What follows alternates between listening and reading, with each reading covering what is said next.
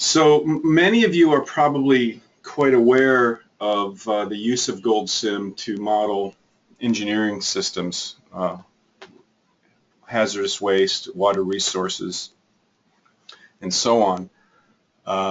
Today we're going to talk about something quite different, using GoldSim to simulate projects.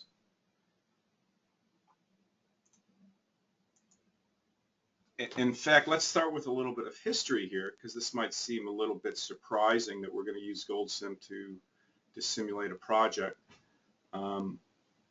Most of you are probably aware that GoldSim started as a DOS-based program. About 1990 we started developing it. It was called RIP, which stood for Repository Integration Program. And it was specifically developed to simulate the long-term performance of a radioactive waste repository. So that's really where GoldSim got its start. But many of you may not be aware that at the same time, or soon after we were developing RIP, we developed a program called STRIP. And STRIP stood for Strategy Integration Program.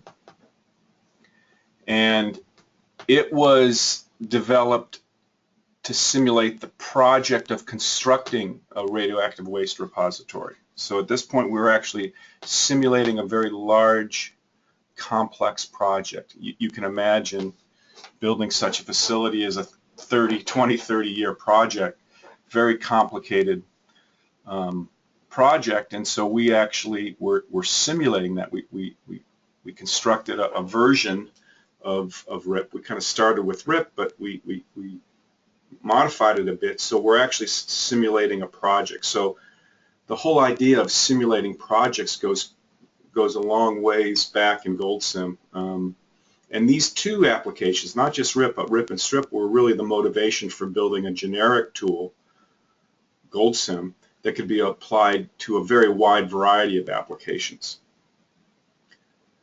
If you want to learn a little bit more about this, we have a blog. I wrote a blog article, I think, last December that actually talked a little bit about the history of RIP and STRIP and how GoldSim actually got started 20-some years ago. If you go to our website at the top, there's a little link to our blog if you're curious about that. So what I'm going to talk about today is using GoldSim to simulate projects. I will say that in order to understand this, you really need to have some fundamental understanding of a few things in GoldSim: containers, localization, and probably most importantly, events and triggering.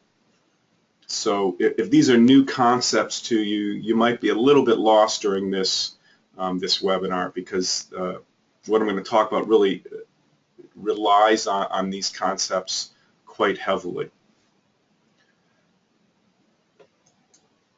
So before we actually talk about how you would simulate a project in GoldSim, let's start by why would you bother to simulate a project in GoldSim. So many of you may have used tools like Microsoft Project, or there's other more even complicated tools for setting up and managing a project. And these tools usually go about, you define your tasks, you define your precedence, and it tells you something about where the critical path is, what the bottleneck is, what's the expected time to complete it, what's the expected cost. And that's well and good, and that's great for most projects.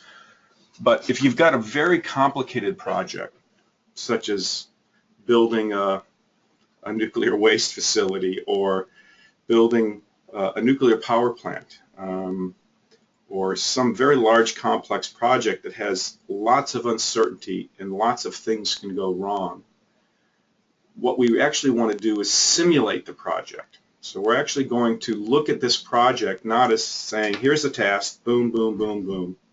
Instead, we're going to actually simulate the evolution of this project, because there's other things going on other than just complete this task, move on to the next one, complete this task, move on to the next one. we actually want to simulate the processes that determine how long a task takes and how much a task costs. So there might be material flow, there might be flow of material through a system. We want to simultaneously simulate the movement of this material or the movement of resources or the movement of money through a system and see how that impacts an actual project. Because as this thing is happening, and remember, we're going to do this using GoldSim, so we're going to do it probabilistically. It could change precedence conditions, right? The dice could roll in such that we have to branch out and take a different path through our project. There might be sudden events, accidents, or a regulatory change to the system that we would like to simulate. We don't know that these are going to happen, but there's some probability that they can happen. If they do happen, they may completely change how the project is going to operate. If we're designing a project plan, we want to build in the contingencies from the get-go to get ready. If this happens, we're going to go and follow this path. So we're actually going to simulate how the project evolves over time. Obviously, you know, if you're doing a $10,000 project, you're not going to bother to build a GoldSim model of it. But if you're doing a $100 million project, then it starts to become worthwhile to simulate how the project might evolve over time. So, having said that, what kind of results would we produce if we were to simulate a project? Well, obviously, we're going to use GoldSim's probabilistic capabilities. So the key outputs that you would hope to produce are probability distributions of things like the cost. What's the probability distribution of how much this project is going to cost us? What's the probability distribution of how long it's going to take to complete the project? Which tasks are going to be active at a certain time going through into the future? This is a plot showing the probability that a particular task will be active. So you can kind of see them progressing over time. Obviously, this is an example of a long-term project, 20 or 30 years. Here's where perhaps it's most important. What are the key parameters controlling this project? In this particular case, I'm doing a sensitivity analysis on what are the key input parameters that impact how much this project is going to cost. Interestingly, this one is a function of currency fluctuations, which was built into this particular model. But now this actually helps you zoom in and say, what are the key drivers for the cost of a particular project? Okay, so how do we go about modeling a project in GoldSim? We're going to use a series of elements, some of which those of you who haven't even modeled projects before are probably familiar with. The key element we're going to use is a conditional container. We're also going to use a handful of other elements that are primarily related with event modeling in GoldSim. Milestones are going to be very important in modeling projects. A few other elements, decisions, random choice, some logic elements. So those of you who are doing more engineering models may never have bothered to use these elements before. They become very important for simulating a project in GoldSim. So let's start with conditional containers. Some of you may already be familiar with conditional containers because they're useful for things other than modeling a project. A conditional container is a container that you can turn on or off. So in other applications, let's say we have a facility that we're modeling. Let's say it's a mine, and part of the mine doesn't exist right now, but it's going to exist 10 years from now. We could actually build a container that simulates, that represents that component of the facility, and it turns on 10 years from now. Or there may be other components in your system that are going to cease to exist. They're going to be closed, or they're just not going to be active 5 years from now. We can turn those off. So conditional containers can be used in many other applications, not just for project simulation. But interestingly, we developed them originally with project simulation in mind. That's what they were developed to do. So a conditional container can be active or inactive. You can turn it on or off, and you turn it on or off using the triggering dialog. And the triggering dialog is something that's common to all objects that deal with events, and that's why I told you it's important that we understand events and triggering. When a container is inactive, all of its contents are inactive. And what does that mean? Well, before the container is activated, so we can have a container that has lots of elements in it, it's not active yet. We haven't turned it on yet. How does it behave? Because it still has elements in it, and those elements have outputs. What if we reference those outputs outside of the element? What values do they take on? Well, there's a few rules in GoldSim. Elements that have initial values, such as a reservoir or an integrator, they just output their initial value until they're activated. Other elements we call static elements, things that don't change with time, they can actually output their value. So if I have a data element inside a conditional container, we're still going to show you his value. But any other element, we're going to output 0. We haven't calculated it yet. We haven't turned on this element, this container, and hence we haven't turned on this element. Therefore, we're going to output 0. Once the container is activated, we're going to start doing their calculations. All right? But here's the important part. Once a container becomes inactive, it's frozen, and the various elements, they hold their last value. So let me show you what I mean by that. Let's just build a quick conditional container and you'll get an idea of this. So I'm going to drop a container into GoldSim, and I'm going to tell GoldSim that it's conditional. So I'm going to click the conditionality tab button right here, and it's going to add another tab to the element. So in this simple model, what I'm going to do is I'm going to go to my conditionality tab, and the conditionality tab says when do I turn on and when do I turn off. So I'm going to just tell this guy that he turns on. Let's just do something, say I turn on at 10 days. And let's say I turn off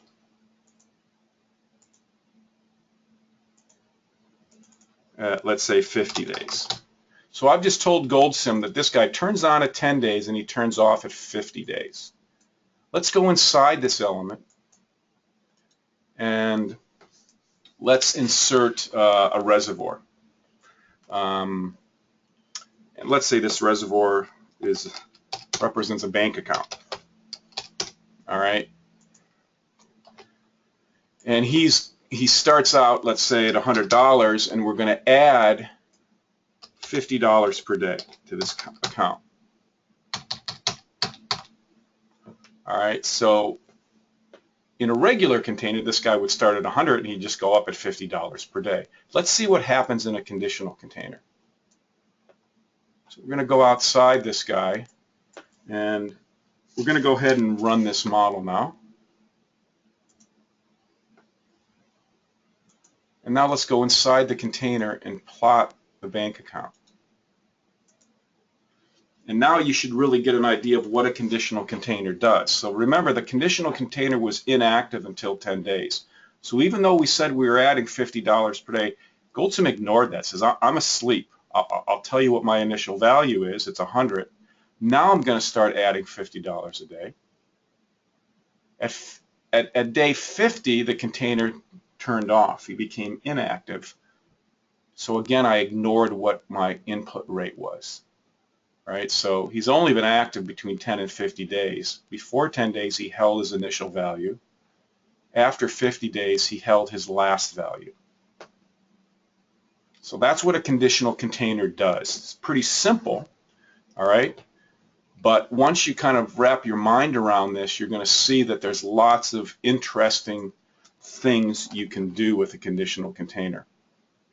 One of the things to point out here is a conditional container can become active and inactive multiple times. So I could turn him on and turn him off. Turn him on and turn him off. All right. The other thing is what a conditional container really represents when we're doing project simulation is a task or a group of tasks. You're going to see that's how we're going to use a conditional container. We're going to use it to represent a task that we're carrying out. And while we're carrying that task out, we're doing things. We're moving material. We're spending money, right? But we're only moving material or spending money while the task is active. So the task starts, we're going to start it up, we're going to carry it out, we're going to shut the task down. So that's really the power of these conditional containers. What are the outputs of a conditional container? Now, in general, containers don't have outputs. The containers have contents who have outputs, but the container itself doesn't have an output. But that's not the case for conditional containers. Once you make a container conditional, the container itself has outputs. And it has 7 of them. Let me first focus on some simple outputs, and then we'll talk about some of the more complicated outputs in a minute. So the first 3 outputs I want to focus on are the activity status, the num activations, and the duration. So the activity status is just a condition. It's true or false. It's going to report I'm alive or I'm off. I'm on, I'm off. It's just going to be a true false. The num activations output is going to record and keep track of how many times this container has been activated. As I said, you can turn a container on, turn them off, and then turn them on again. The duration output is going to record the duration that the container has been active since it was last activated. All right, so it says, how long have I been active? You'll see what I mean here in a minute. Let's just look at a simple example that illustrates these 3 outputs. So this is an example of a container that, similar to the one I just built, we're going to activate it at 10 days, all right, deactivate it at 30 days, activate it again at 50 days, deactivate it at 75 days. So just to see how we did that, our activation button says, sorry about that. We activated at 10 days, and we activated at 50 days. We deactivated at 30 days, and we deactivated at 75 days. That's all we did. In fact, there's nothing, and inside this container I have an object that you would typically have inside a container. How much money have I spent? Here I'm keeping track of how much money do I spend while this container is active. And in this case, I'm saying I spend $10 a day. That's the cost of this task. The variable cost of this task is $10 per day. So I'm going to go ahead and run this model. Let's first look at some of those outputs that we talked about. We have an activity status, a num activations, and a duration. Let's look at that. Here's the activity status. Kind of what you'd expect. We basically say, oh, I woke up at 10 days, I went to sleep at 30 days, I woke back up at 50 days, went to sleep at 75 days. That's my activity status. Let's look at the num activations. Again, no surprise there. It's just a running total of how many times have I been activated. Well, 1, 2. All right, so he's been activated twice. The duration plot is telling me, again, how long have I been active since I was last activated? Just think about that. How long have I been active since I was last activated? So at 10 days, he was activated. And so this says this is how long I've been active. I've been this active. He got deactivated at 30 days. So we're still outputting 20 here. We're saying, since I was last activated, I've been active for 20 days. All right. Then at 50 days, we start over again. Oh, okay, I turned you back on. and now he's going to track how long that he's been active.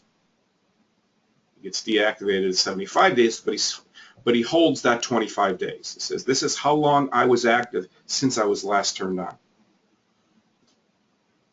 All right, so these are the main outputs of GoldSim. You say, well, why do we output those things? Well, as you start thinking about modeling a project, you're going to be able to imagine things you would do with these outputs.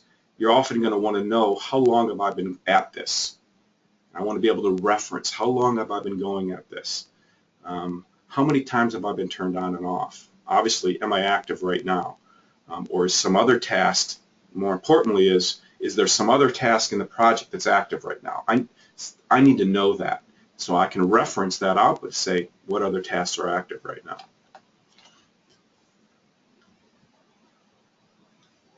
Now, if we look back at the dialogue for a conditional container, you'll notice something here that's kind of interesting. Under deactivation, there's a little field that says treat deactivation as completion if this condition is true. So there's a field here where you put in a condition. It defaults just to true, but you can put in any condition here. It could be quite a complicated condition.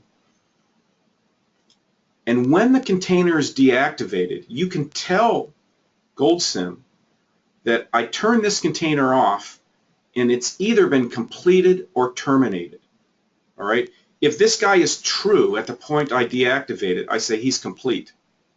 If this guy is false at the point he's been deactivated, he's not treated as being complete, he's treated as being terminated. Well, what does that mean? Well, we have some additional outputs here, all right, that are quite important.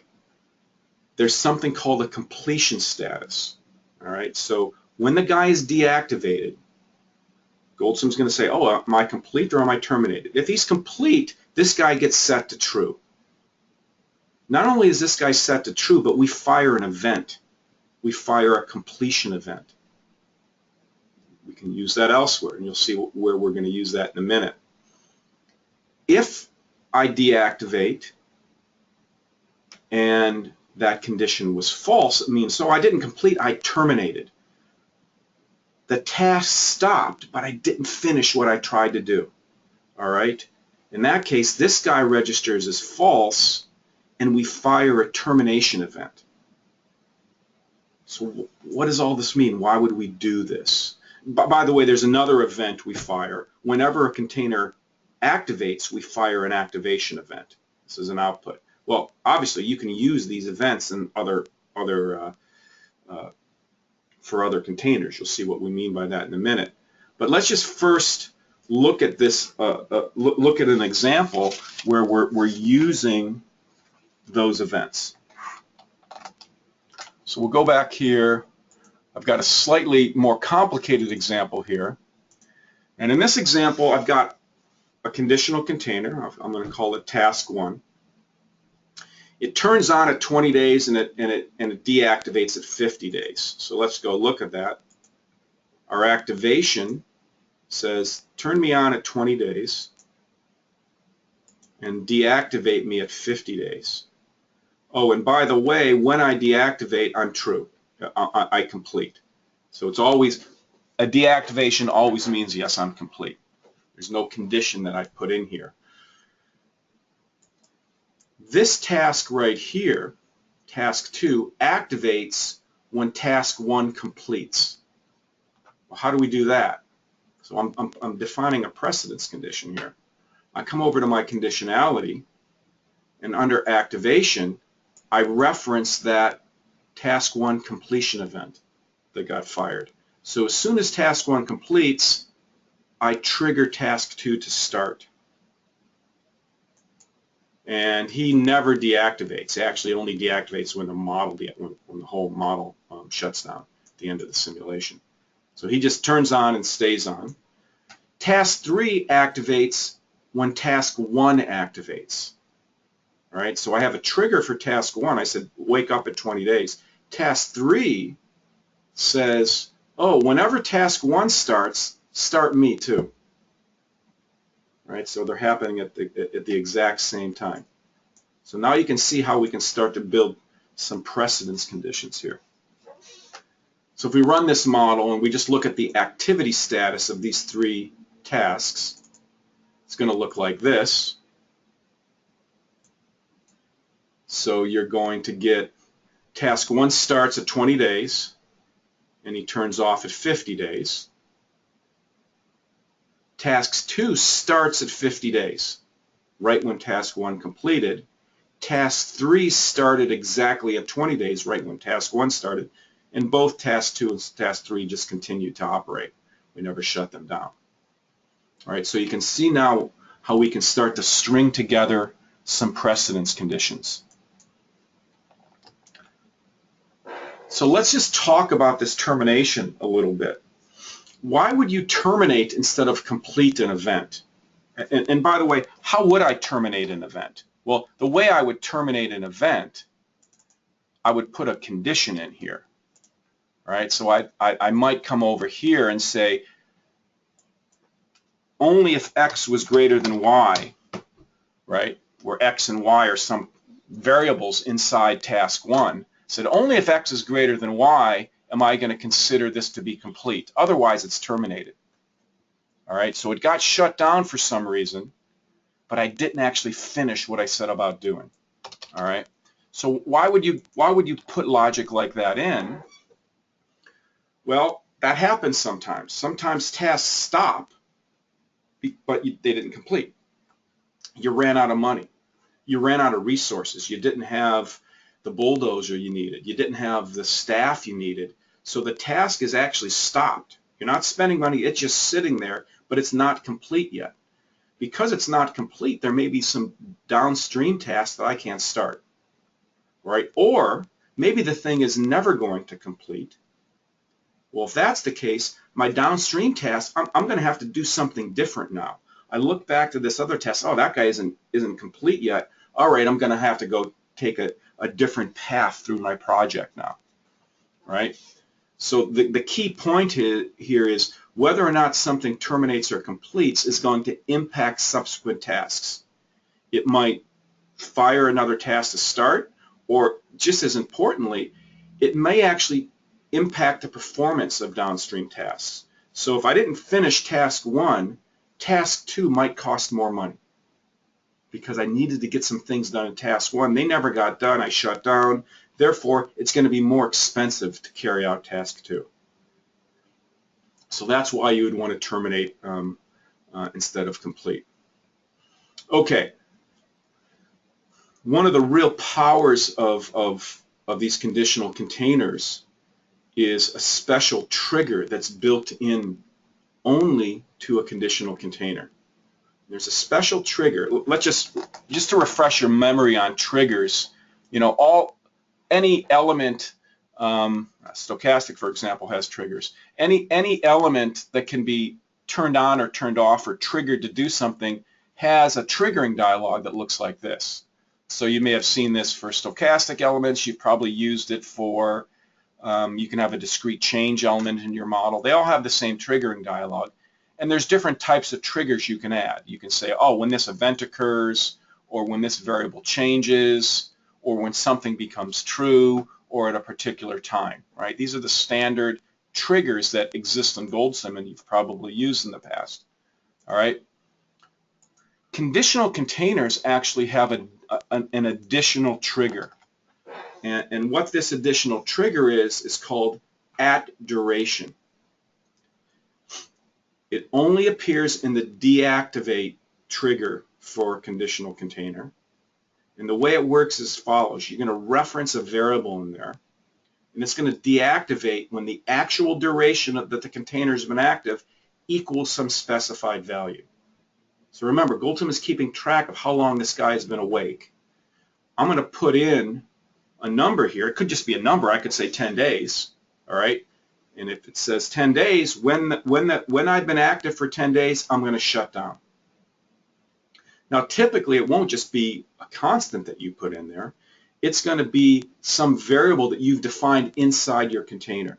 It could be a probability distribution. We might have some uncertainty about the duration, or you might be calculating it.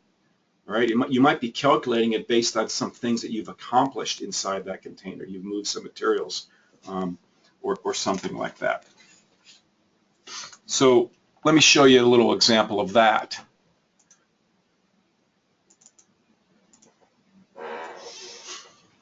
So here's a model where I've got another task, task 1. He's going to activate at 10 days, so we're just going to turn him on at 10 days. He's going to deactivate at duration, scheduled duration. What is scheduled duration? Well, that's a variable inside task 1. If I go inside task 1, I just have a variable here called scheduled duration, which happens to be a constant in this simple example. It's at 35 days. So this guy is going to wake up at 10 days, and he's going to deactivate 35 days later. And it's going to be 35 days later because I specified that his scheduled duration is 35 days. All right.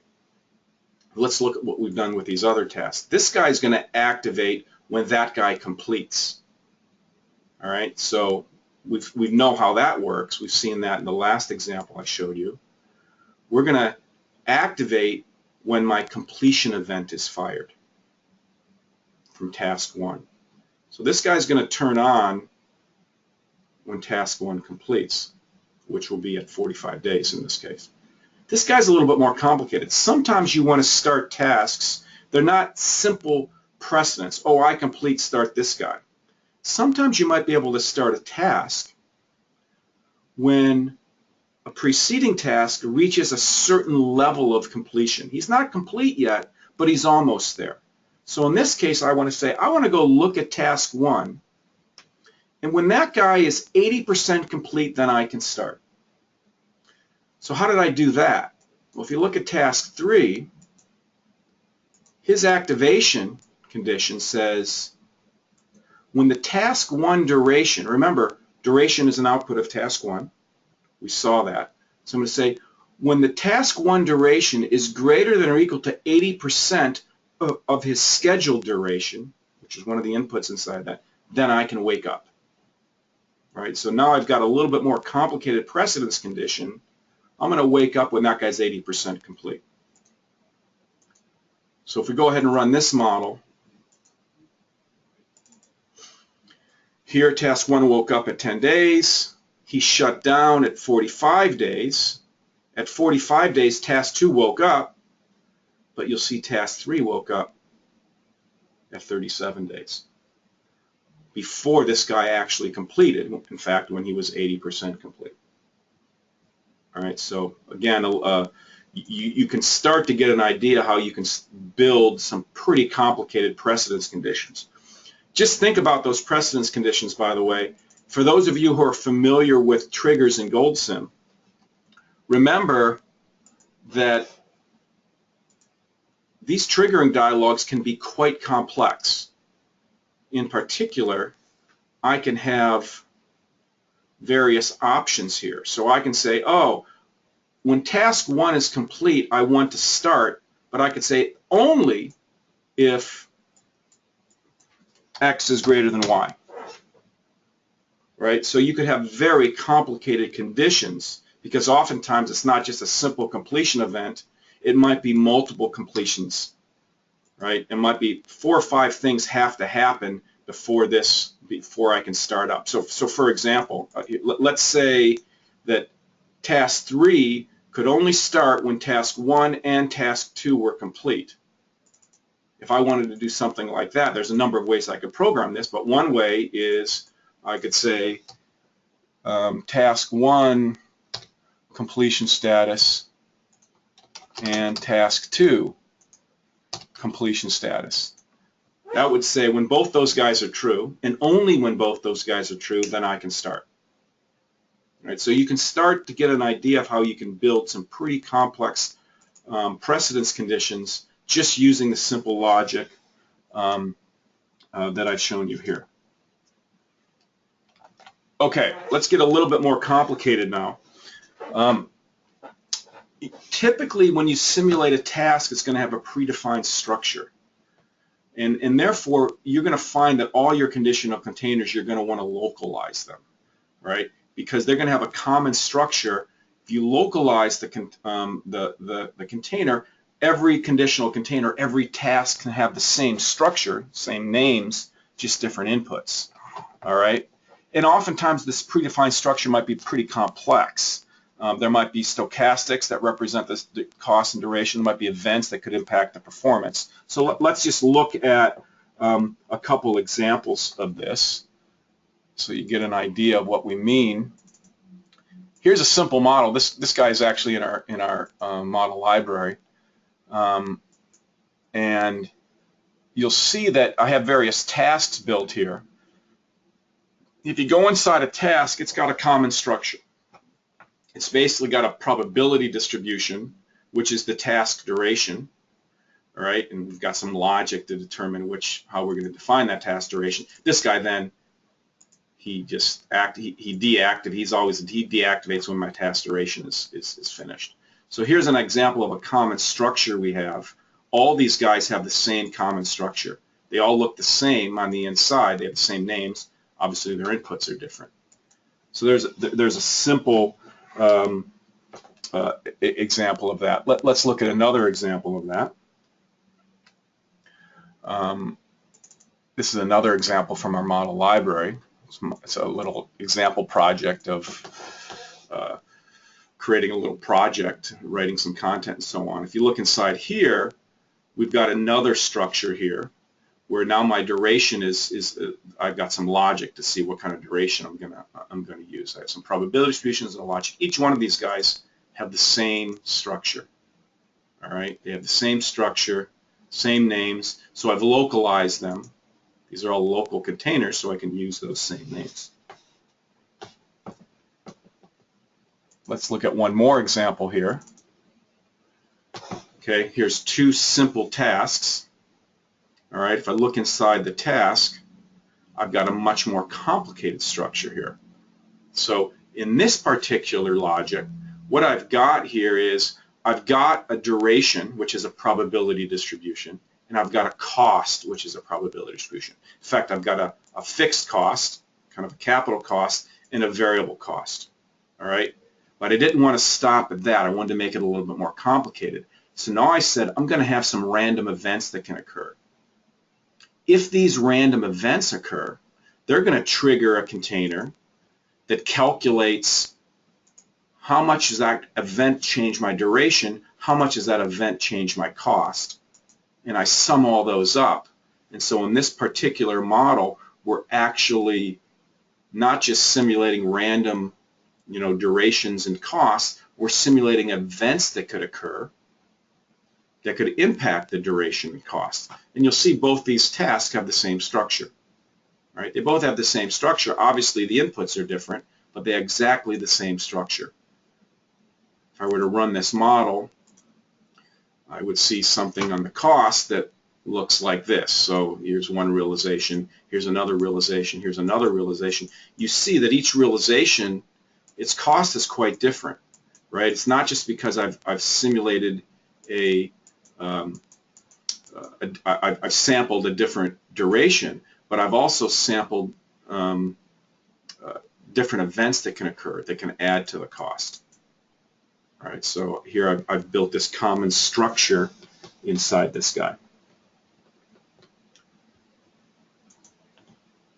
All right, let's look at one more element now that we've introduced the basics of conditional containers. Now let's look at the milestone element. The milestone element clearly, when we put this in the GoldSim many years ago, it was for simulating projects. We're reaching milestones. What a milestone element does is it records the date and the elapsed time at which this thing was triggered. All right. It also outputs a completion status for the guy. Okay. And it's got a standard triggering dialog. So let's just look at a few models that that have this. All right, so if we go back to this guy, this is the simple model here, which has a number of tasks. You'll see that we've inserted milestones through here. right? And you'll see where we use these milestones later. But here I've just put in some milestones into my project, so I'm recording the time at which this occurred.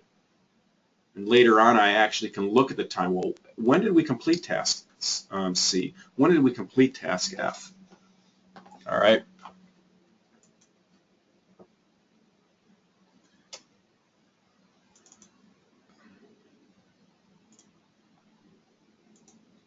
Okay. One other thing that will become very apparent as you're building models is that in the real world, you just don't have a series of simple tasks like I've just shown you. You have a series of large subtasks and subtasks, and they may be very, very, very deep.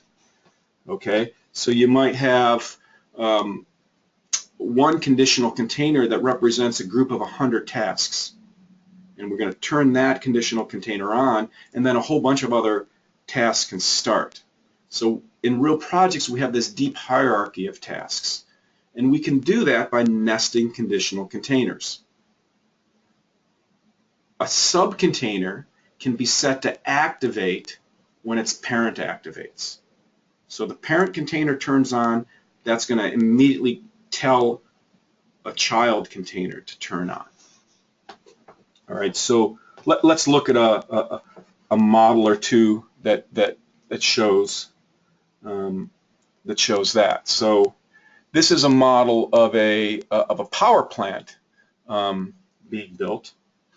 All right, and you can see we've got a number of conditional containers. These conditional containers actually represent groups of tasks. All right, they actually represent groups of tasks. Let's zoom into one of them. We have this group of tasks called option screening. If I click into that conditional container, I have a number of other conditional containers. All right, so for example, this guy right here, select site portfolio, he activates when his parent, it's called an auto activation, turn me on when my parent turns on. All right, he then drives down, and now we have another task called detailed analysis, and the detailed analysis has another set of a group of tasks, so we can drive deeper and deeper and deeper. So in this particular case, when this guy starts, he starts this guy. Eventually that triggers this guy to start. When this guy starts, he triggers that guy to start, and then we have some precedence conditions moving through there. Okay, so you can see how you can nest these conditional containers to represent very complex project structures. In fact, you have to. There's no other way to do it. Let's talk about a few other elements here that you can use to augment these project simulation models. So there's a number of common elements, GoldSim, that really come in handy when we're simulating project simulation models. We can have delays. You may not have used these in other GoldSim models, but we have things called the event delays. So an event delay, we can fire an event, let's say a completion event, and then we can say, all right, hold that, and 5 days later, fire a new event. So you can actually say, I want to start 5 days after task 2 completed. In order to do that, all you would need to do is insert an event delay into GoldSim that took a completion event, held it for 5 days, and fired it off someplace else. Another common element in GoldSim project models is the random choice event, something that probably isn't very commonly used. On random choice events, they introduce uncertainty at key points in a project. So let me show you a few examples of this guy. Let's go back to this power plant model, and we'll see if we can find some delays or some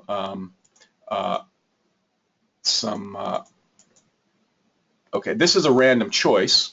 Okay, so what's happened here is I finished this guy, all right, and now I've finished him, and this is a random choice element is triggered, and his output is either true. You can have some multiple outputs, and there's some probabilities of those outputs. So what I've said here is, even if I finish this guy, there's only a 95% chance that we're okay. There's a 5% chance that, sorry, yeah, everything worked out, but the regulator said no, right? And so what's going to happen here is this guy's going to, the completion of this event, all right, triggers this guy, and then this guy says, all right, I'm going to flip the coin. 95% of the time, all right, I'm done. We completed this guy. 5% of the time, too bad, we didn't complete the event. We didn't complete the task. Sometimes things work out that way, and you need to represent them that way.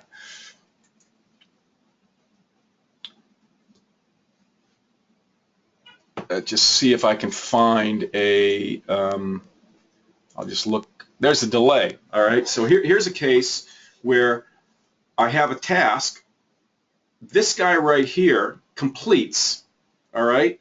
Once he completes, I sit on it for 20 days because he completes and then somebody has to make a decision, all right? And it's going to take 20 days to make that decision. So we fire the event.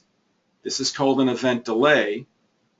We sit on it for 20 days, and then we flip a coin to say, oh, what's the chance that if we complete this event, they're going to say yes, 97% chance. So here we've got a delay, and then we've got a coin flip to see, oh yeah, 97% chance. Even if we completed all these things, there's still a 3% chance it just won't work. You know, they're going to say no. So there's an example of kind of adding some more logic to your model. Let's look at one other model. Okay, this is a model of it's basically a construction of a mine. And in this model now, we are using a decision element. A decision element simulates an actual decision process. So let's actually go in here. And that's a decision element, right? A decision element, we've modeled some processes, and now we trigger this, and now we're going to fire an event if and only if this guy is true. If this guy is not true, we're going to fire an event called abandon. So this guy actually outputs two events. He's going to have an event called construct and an event called abandon, right?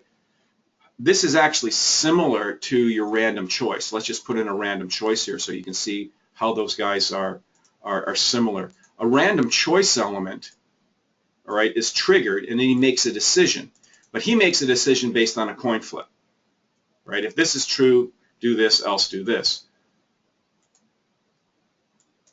A decision element makes a decision based on a condition. If this condition is true, go in this direction, else go in this direction. So the combination of these two objects really give you a lot of power to simulate the flow in a real model. You notice we're also using logic elements in this guy.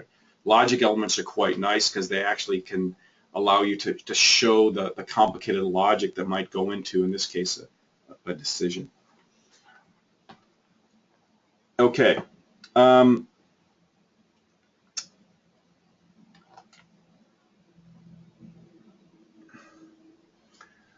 of the real powerful things about using GoldSim to simulate projects is what I said really early on, is we want to simultaneously simulate other factors that impact project performance. So we're not just saying, oh, duration, cost, duration, cost, here's the precedence.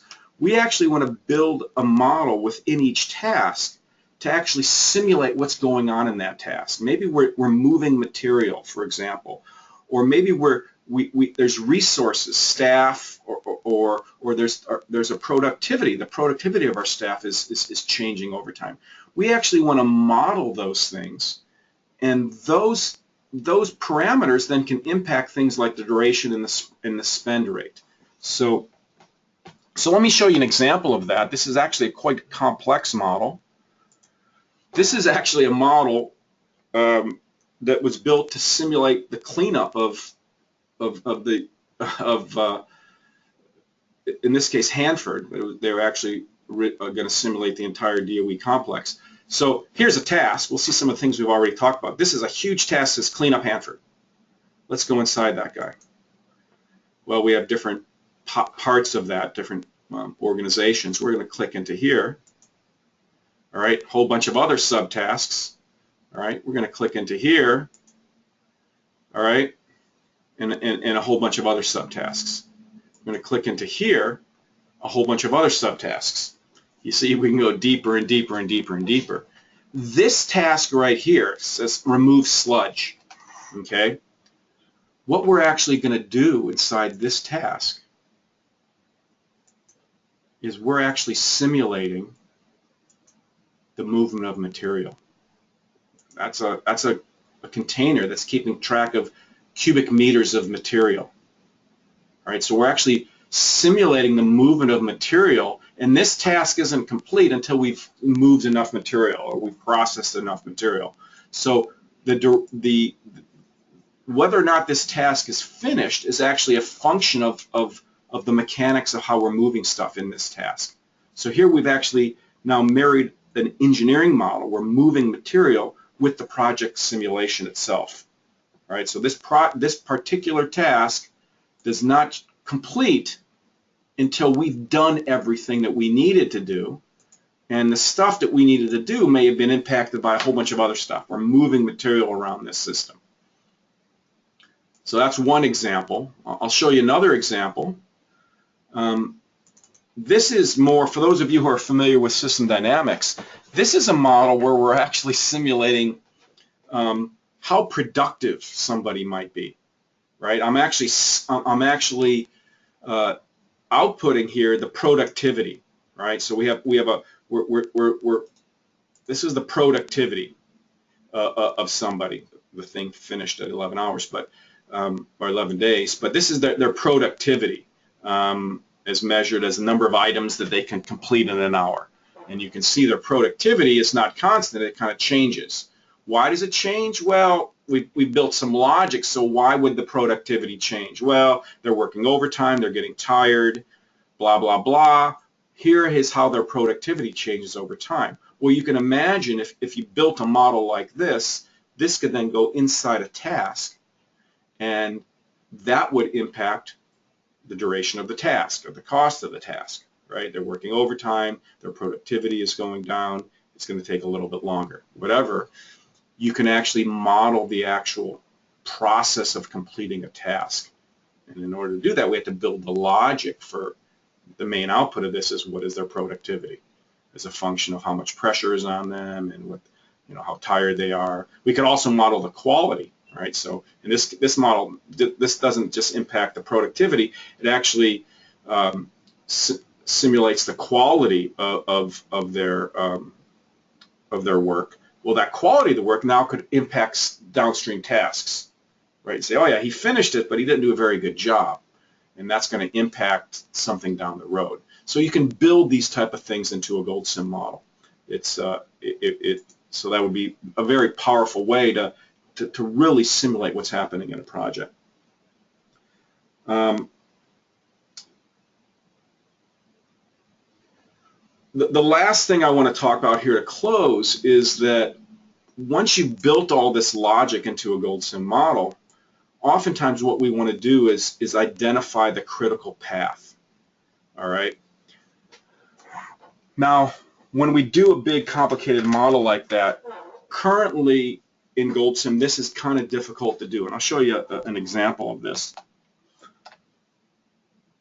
So I'm gonna open up this model I showed you earlier, and this model here is a fairly simple model. It's just got a handful of tasks, and with this, I can actually manually say, well, there's actually 3 potential critical paths through this project, and we've kind of drawn what those 3 paths are. We're going to model this system probabilistically, and we can actually calculate which critical path was met, and the critical path is just calculated here, just an if statement. If this task completed after this task, then this was the critical path. If this task completed after this task, then this guy was the critical path. This allowed me to just build some simple logic, and then I could kind of run this model, and you could actually look at who's actually on the critical path. So this says, well, the path ADF was the critical path. 60% of there's a 60% probability that guy will be the critical path. There's a 24 or so % probability that guy's going to be the critical path, and there's a 10 or 15% chance that guy's going to be a critical path. Obviously, it's probabilistic because it all depends on how the dice roll. But this shows me some probabilities of who's on which of these three paths is the critical path. All right, but that's a simple model, so I could actually calculate that with just a simple, some simple if statements. In a more complicated model, which is what I'll show you right now. Okay. This is a very, very, very, very large model. And in this particular model, just to give you an idea of how big it is, it's got 11,000 elements in it. All right. This is a big project. Okay. Here's all our activities. We can drill deeper and deeper and deeper into this very large project plan to see more and more and more tasks. What I wanted to show you here was that this particular model, because it was so complicated, we actually, the folks who built it actually had to calculate the critical path, and it wasn't trivial to do. They actually had to build the logic, all right, and the logic looks like this. All right, so that logic, all right, actually can be used to calculate the critical path on this project with 11,000 elements. All right, you can imagine that a model like this was very, very complicated to build, and building the calculations to calculate the critical path is very difficult. You literally have to build this parallel logical calculation to say who's on the critical path.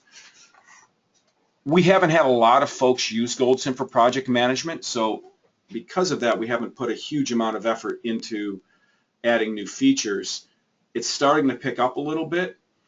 So right now, a future version of GoldSim, we might actually add the ability to compute the critical path for you. It's not a trivial thing to program, but we're looking into that right now because mainly based on this example, this was so painful for this particular customer to calculate what their critical path was manually, which is what they're doing here. They're actually building the logic in.